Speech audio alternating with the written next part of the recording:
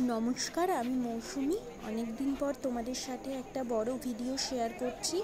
গতকাল চলে গেছিলাম আমি শ্রীভূমির ঠাকুর দেখতে।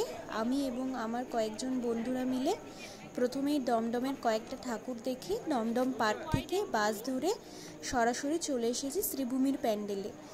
তোমরা দেখো শ্রীভূমিতে কত সুন্দর প্যান্ডেল হয়েছে। ভিডিওটাই এত সুন্দর লাগছে, তাহলে সামনে থেকে কতটা সুন্দর একবার ভাবো জাস্ট। যেমন প্যান্ডেল তেমনই মায়ের রূপ, অপরূপ দৃশ্য।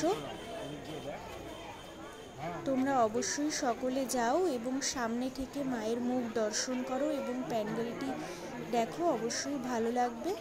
সকলের পুজো ভালো কাটুক। আজকের মতো টাটা।